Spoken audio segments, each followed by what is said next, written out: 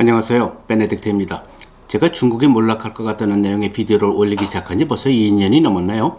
저는 작년 말부터 올 8월까지 한국의 띵탱크 니어 재단이 미국의 띵탱크 브루킹스를 통해 중국에 대한 책을 발간하는 일에 번역과 감수자로 참여하느라 비디오를 올리지 못했었습니다. 그동안 여러분들께서도 뉴스, 유튜브 등을 통해서 중국이 정말로 바닥이 안 보이는 몰락일로에 있다는 소식을 많이 접하셨죠? 그 과정을 다시 소개해드리는 대신 오늘은 그런 중국을 상대로 미국이 어떤 정책을 추구해야 하는지에 대한 최근 미국의 Foreign Affairs 지정학 학술지에 실린 진보, 보수, 중도 각기 다른 주장들을 소개해드리려 합니다. 알아요. 이런 비디오 재미없죠? 하지만 본 채널은 원래 확인되지 않은 선정적인 내용으로 재밌게 말초신경을 건드려드리는 채널이 못 되잖아요. 그러나 미국이 중국을 상대로 어떤 자세를 취해야 하느냐에 따라 우리 한국의 국군도 좌지우지 되는 것을 생각할 때 미국의 외교 정책 분석가들이 어떤 상반된 주장들을 하고 있는지 한 번쯤은 꼭 살펴봐야 한다고 생각이 되네요. 첫째로 소개해 드릴 글은 제시카 첸 와이스라고 중국계 미국인 학자의 글입니다. 대표적인 비둘기파 주장입니다. 물론 민주당 쪽 성향이고요.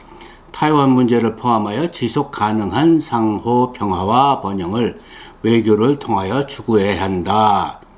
매파들의 적대적인 자세만 고집한다면 결과는 전쟁일 수밖에 없는데 이긴다 하더라도 Pyrrhic victory, 즉 많은 희생을 치르고도 얻는 것은 없는 승리가 될 뿐이다.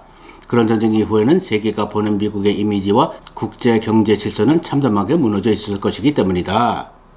그런데도 공화당 보수파들은 중국의 미국에 대한 도전을 실존적인 위협으로 단정해버리고 미국이 군사적으로 더 강력하게 밀어붙일 경우 중국이 백기를 들 것이라고 생각한다. 그러나 트럼프 정권 말기에 중국을 밀어붙였던 것을 생각해봐라. 중국 국민들을 향해 다른 종류의 정부를 선택하라고 했고 CCP, 중국 공산당을 붕괴시키기 위한 Covert Operation, 비밀작전 등을 가동했으며 눈치껏 하던 타이완과의 관계도 날카롭게 부각시키는 등 적대적으로 나감으로써 얻은 게 뭐냐? 결국 중국이 더 완고한 방어 자세를 취하게 만든 것뿐 아니더냐? 반면 중국도 잘하는 것 하나도 없다. 시진핑은 winning the future, 즉 세계 무대에서 중국이 미래를 쟁취할 것이다 라고 선언하고 미국을 뛰어넘어 최첨단 테크놀로지 분야에서 최강자로 군림하겠다고 천명하는 등 미국이 중국을 적대국으로 인식하기에 충분한 행동을 해왔다. 이런 적대적 감정의 가열을 진정시킬 수 있는 것이 외교다. 그러나 외교만으로는 해결하기 힘들다. 그러니 어쩌라고요? 코어로 베이징과 워싱턴이 해야 하는 것은 바로 각기 궁극적으로 원하는 종착점을 정의하여, 그게 뭔데요?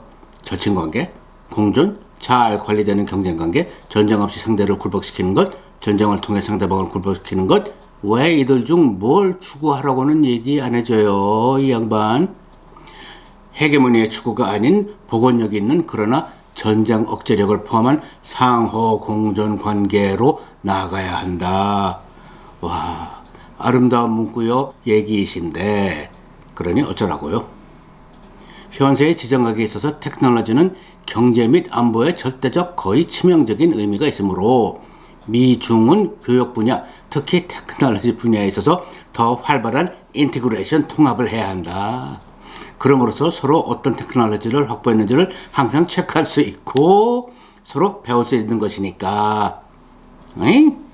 중국이 지난 수십 년간 하도 지독하게 테크놀로지 theft, 도둑질, 특히 군사용, 비즈니스 에스피어나지, 산업 스파이 짓을 해오다 보니 미국은 물론 유럽, 일본, 한국 등 선진국들이 이제는 정신을 바짝 차리고 자국의 테크놀로지를 보호하느라 법들을 서둘러 만들고 등등 혈안이 되어 있는데, 그리고 중국이 정부 보조금으로 상상을 초월하는 분량의 값싼 쓰레기 수준 전기차 시도 때도 없이 불나도 문이 안 열려서 탑승자 가족들이 산채로 다 죽고 하는 전기차들을 미국, 유럽 등에 덤핑하는 등 unfair practice, 불공정 거래를 광범위하게 대규모로 지속해서 고수해오고 있는 등등. 이러다 보니 경제적으로도 자연스레 중국과 적대적 관계가 된 것이 아니던가요? 미국은 중국이 원하는 바가 maximalist, 타협을 배제한 최상의 결과, 를 절대 부동적으로 추구하는 것이라고 단정 짓지 말아야 한다. 왜? 시진핑과 CCP 언행을 보면 뻔히 그런 것처럼 보이는데요. 그럼 미국 또는 다른 선진국들이 이해해야 하는 중국의 궁극적 의도는 뭔데요? 증빙 자료나 분석을 통해서 좀 설명해 주셨으면 좋겠네요. 그리고 또 미국이 이해하는 것이 시진핑은 타이완 문제를 회피 및 방지해야 할 위험 요소로 보는 것이지 언젠가는 반드시 쟁취할 기회로 보지 않는다. 에이? Are you sure? 중국발 언행들을 보면 후자가 도리어 시진핑의 의도 같은데요. 당신이 이렇게 말하는 근거는 뭐예요? 납득하게 설명 좀 해주세요, 플리즈. 그리고 중국 학자 학생들을 대거 자유롭게 미국으로 와서 미국의 과학기술 분야에 기여하게 해줘야 된다. 에이? 그동안 수많은 중국 학생들 등등이 간첩활동, 테크놀로지 도둑질 등을 하다가 FBI에 잡혀갔다는 뉴스들을 못 들으셨나? 외교란 appeasement, 비굴한 유화 정책이 아니다. 비굴한 유화 외교를 하면 바로 그런 거지 아니긴 뭐가 아니에요. 외교는 상대 국가에게 assurance, 안심시켜주기 및 threat, 협박 두 가지 모두를 적절히 전달하는 없어서는 안 될 도구다. 그걸 누가 모르나요? 아이고 누가 외교하지 말래요? 그렇죠. 궁극적으로 쟤네들이 원하는 게 뭔데요? 그러니 외교만 하고 있을 수는 없고 뭘 언제 어떻게 하라고요? 하여간 저의 개인적인 경우 비둘기파들의 글을 보고 있자면 이게 차갑게 현실적이어야 하는 지정학적 분석인지 아니면 이러니라 저러니라 하는 훈장님 훈교하시는 건지 자주 헷갈리는 게 사실입니다. 특히 이 아티클의 경우 혹시 미국에서 태어났다 하지만 중국계 미국인인 저자 제시카 첸 와이스의 편견 어리고 찬란한 무지개 충만한 글을 읽고 있는 건 아닌지 또 헷갈립니다. 둘째로 이번엔 반대쪽 미국 공화당 쪽에서도 노골적인 매파들의 주장 두 개를 한번 보십시다. 이쪽도 좀 단순하기는 좀 막상막하해 보이기는 합니다만 여하튼 먼저 미국 띵크탱크 CSIS Center for Strategic and International Studies에서 안보 분야를 담당하고 있는 세트 존스의 아티클입니다. 중국은 전쟁 준비를 마친 상태인데 미국은 넋을 놓고 있다. 중국이 지난 20여 년 동안 어마어마한 국방 예산을 들여 특히 해군, 공군, 미사일군 분야에서 미국을 위협할 수 있는 수준에 이르렀다. 지난 5, 6년간 중국의 경제적 난관에도 불구하고 존스는 중국의 군사력이 덩치만 컸지 미국과 견줄 수준은 못 된다는 일부 주장을 일축하나요? 중국의 해군만 봐도 함정 숫자만 미국을 능가하지 함정들의 톤수로 보나 테크놀로지로 보나 전장 수행 능력으로 보나 미국이 한 수 위로 보이지만 모두 국영 기업들인 중국의 방위산업 규모가 너무나도 크고 이미 대량 생산에 진입한 지 오래 이어서 미국이 절대적으로 열세다. 2차 세계대전 때 프랭클린 델라노 루즈벨트 대통령이 미국을 일컬어 Arsenal of Democracy, 민주주의의 무기고라 칭했던 것처럼 지금도 미국은 정신 차리고 무기 개발 및 생산에 총력을 다해야 한다. 중국의 방산업계가 비효율적이고 혁신적이지 못하고 부정부패에 찌들어 있는 것은 이미 잘 아는 바이지만 결국 생산되어 배치되는 무기는 무기다 라는 논리 같습니다. 특히 미사일의 경우 미 해군의 미사일 방어 능력을 뒤엎을 수 있는 swarming attack, 때를 지어 공격할 수 있는 숫자적 우세를 이미 보유하고 있다 등등요. 세스 존스가 CSIS 사람인 것을 감안할 때 이 주장을 뒷받침할 만한 데이터는 분석하고 있다고 봐야겠죠. 그가 꼬집는 미국의 문제는 바로 이렇습니다. 아직도 중국과의 전쟁 그리고 그에 따라 발생할 수 있는 3차 세계대전의 장기전 가능성을 두려운 마음에 애써 외면하다 보니 미국 방위산업의 생산 능력이 형편없이 뒤처져 있고 다시 발동을 걸으려면 수년이 걸리는 시스템믹 문제를 안고 있다. 서둘러 무기 생산에 그리고 테크놀로지 개발에 총력을 기울여야 한다. 또 다른 보수파 매파 글은 트럼프 정권 동안 내셔널 시큐리티 에이전시 국가안전보장국 부국장을 지낸 맷 퍼틴저의 글입니다. 글의 제목이 거창합니다. 승리에는 대안이 있을 수 없다. 네요. 바이든 행정부가 정권 초기에는 중국을 상대로 강성 노선을 유지하더니 시간이 지나면서 지혜롭지 못하게 시리 우방국도 눈치 보느라 Managing Competition, 미중 경쟁의 경영, All Hands on Deck Diplomacy, 모든 인력과 수단을 동원한 외교, Modus Vivendi, 공존의 방식, Small Yard, High Fence, 마당은 좁게 담장은 높게 등등을 운운하며 중국과의 경쟁에서 승리하는 대신 어물쩍 착한 사람처럼 공존, 우리 잘 지내보자 하는 쪽으로 가고 있다. 현 정권은 도대체 세계는 이미 3차 대전을 치르고 있다는 중이라는 것을 정녕 인식하지 못하고 있는 것인가? 시진핑의 중국은 케어스, 세계 정세의 혼돈을 유지시켜 미국의 힘을 빼버리려고 하고 있지 않은가? 미국이 만들어 놓은 자유적 국제 질서와 그를 지탱하는 기관들을 중국식 그것들로 대체하고 러시아의 푸틴과 동조하고 제3국들을 돈으로 매수하여 사실상 경제 식민지화하고 있고 국제교역을 빌미로 미국과 유럽 우방들 간에 이간질하고 군사력으로 타이완과 남중국해에서도 말도 안 되는 영토 주권 주장을 하고 등등등. 2023년만 해도 시진핑이 현 시대의 추세가 우리 쪽에 있다. 크게 볼 때 우리에게 주어지는 기회가 리스크를 압도한다. 지금의 세계는 지난 100년 동안 볼 수 없었던 변화가 일어나고 있다. 라고 하지 않는가? 그렇다면 중국을 상대로 승리한다는 것은 무엇을 의미하는가? 즉, 미국이 미중 간의 대립에서 궁극적으로 쟁취하고 싶은 그것은 무엇인가? 앞서 본 글들에서 나오던 가장 중요하다는 질문이지요. 퍼틴저는 그것을 이렇게 정의합니다. 첫째, 전쟁이 됐든 냉전이 됐든 중국이 미국과 그 우방들을 상대로 승리한 것을 포기한다. 둘째, 중국 국민들이 국내에서는 인민을 탄압하고 국제적으로는 적대적 행위를 일삼는 지금의 공산 정권을 대신할 새로운 정치 체제를 추구한다. 이 두 가지를 미국 승리의 요소로 정의하나요? 70년대 닉슨 대통령과 헨리 키신저의 détente 정책이 결국 미국에 안긴 국익이란 과연 무엇이던가? 반면 80년대 레이건 대통령의 결연하고 단호한 반구소련 정책이 구소련의 붕괴로 이어졌다는 역사적 교훈을 벌써 잊었단 말인가? 그런데 이 퍼틴저에 대해서는 재밌는 게 하나 있어요. 퍼틴저는 정치학을 전공한 사람이 아니에요. 중국어 및 중국학을 공부했습니다. 한국 같으면 이런 사람은 어디 가서 명함도 못 내밀죠. 그러나 미국에서는 대학교에서 전공한 것과는 다른 분야에서 두각을 나타내는 이들을 심심치 않게 봅니다. 한국과 많이 다르죠.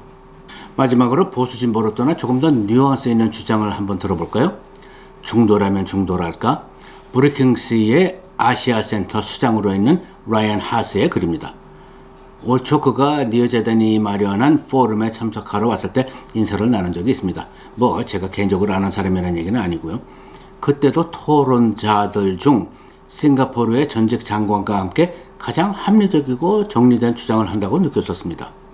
이 글의 시작에서 하스도 미국의 그리고 한국과 같은 우방들의 정책 입안자들이 물어야 할 첫 질문은 미중 대립 또는 경쟁 관계에서 우리가 원하는 궁극적 결과는 무엇인가? 라며 시작합니다.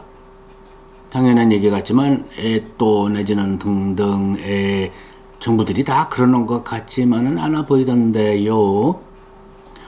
그러면서 그는 미국 행정부 인사들과 얘기를 해보면 일단은 전쟁을 피해야 한다 라고 어물쩍거리다가 개인적인 대화에서는 미국과 우방들에게 밸런스 오브 파워, 힘의 균형을 최대한 확보하는 것이라고 한다 합니다. 그렇다면 하스가 생각하는 미국이 취해야 하는 정책은 무엇일까요? 그는 미국의 안보와 번영을 보장할 제 기능을 하는 국제 질서를 지켜내는 것이라고 정의하면서 그런데 그 국제 질서에는 중국도 포함되어야 한다라고 주장을 합니다. 그러면 그러기 위해서는 무엇을 어떻게 하자는 것일까요? 그는 군사와 테크놀로지 방면에서 항상 우위를 점한다는 대전제 하에 중국을 국제 질서 안에 인탱고 묶어둠으로써 중국이 마지못해 어쩔 도리 없이 그 질서 안에서 용인될 수 있는 행동거지를 하는 나라로 가도록 유도해야 한다는 말입니다.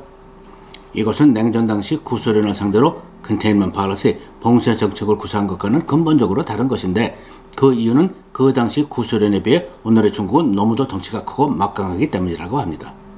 여기서 대두되는 문제점은 중국이 그러한 국제 질서 안에서 적어도 받아들일 만큼 편안하게 만들어줘야 하는데 그것이 쉽지 않은 과제다. 시진핑과 CCP는 illiberal form of governance, 반자유주의적 통치 방식을 고수하고 있으니까. 그러나 이렇게 할 경우 궁극적으로 미국에게 유리한 점은 중국이 미국의 초대를 극구 마다하고 세계의 경제 안보 질서를 무너뜨릴 경우 중국은 자연스레 국제사회에서 culprit, 범죄자야 장본인으로 낙인 찍히게 된다는 점이다. 뭐 일리가 있는 말이지요. 무엇보다도 중국이 과연 어떤 국가인지를 직시해야 한다. 중국은 도발적이며 탄압적이고 자기 이득을 위한 수정주의를 추구하는 하나의 거대한 개체다. 그렇다 치고 이런 상대를 다루는 방법은 무엇일까요? 국제 질서로의 초대를 받아들이면 오래도록 번영의 길을 갈 것이고 마다한다면 러시아, 북한, 이란 같은 pariah nations, 버림받은 국가들과 중국의 돈에 의존하는 제3개발도상국가들만을 데리고 노는 골목대장으로 몰락하는 길밖에 없다는 중국이 취할 수 있는 두 가지 선택을 중국이 뼈저리게 인식하도록 해야 한다.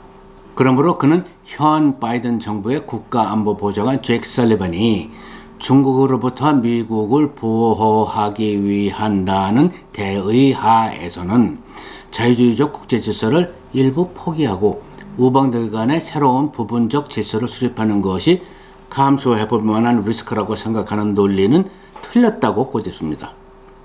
사실상 근래 들어 미국은 하다못해 자기들이 주도해서 설립한 UN, World Trade Organization 같은 기관들마저도 우회해버리고 있지 않습니까? 즉, 하스는 기존의 멀티래럴리즘, 다자간의 기관들을 중심으로 한 기존의 자유주의적 국가 질서를 복원하고 그 안에 중국을 꼼짝 못하게 묶어두고는 받아들이면 살고 배척하면 몰락하는 선택으로 중국을 몰아치자는 주장 같습니다. 자, 이렇듯 상반된 견해들에 대해서 어떻게 생각하세요? 시진핑이 알아먹을까요? 아닐 것 같은데. 자기는 역사적인 중화민족 중흥의 거대한 의무를 지고 Mandate of Heaven, 천명을 받아 CCP의 수장으로서 예시절 Son of Heaven, 천자의 임무를 수행하는 중이라고 생각하는 것 같은데요. 그런 와중에 지금 중국의 경제와 사회는 모두가 두 눈 크게 뜨고 지켜보고 있는 가운데 실질적으로 몰락하고 있고, 그렇다 보니 국민의 주의를 다른 데로 돌리기 위해서 중국의 대국 정서를 앞세우며 국민의 눈먼 애국심에 불을 질러서 타이완을 공격하는 리스크라도 감수해야 할 판인데, 그런데 이상하죠? 앞서 본 4명 저자들이 한결같이 이렇듯 지금 중국이 처해 있는 절대절명의 경제 및 사회의 몰락 위험을 지정학적 개선에 포함하지를 않네요. 최강의 상대를 가정하고 최악의 상황에 대처하는 자세일까요? 허 기자, 한 국가의 운명을 가를 정책 선정을 하면서 중국이 망해가고 있다고 볼 수도 있는 상황일지도 모르는 여건에 처해 있을 수도 있다는 분석도 가능할지도 모르는 현 시점일지도 모르니 그냥 맘 놓고 쉽게 생각하자. 다 이긴 싸움이잖아 라고 생각하는 사람들이라면 어떻게 믿고 국가의 정책을 논하라고 맡겨놓겠어요? 안 그렇습니까, 여러분? 감사합니다. 다음에 또 뵙겠습니다.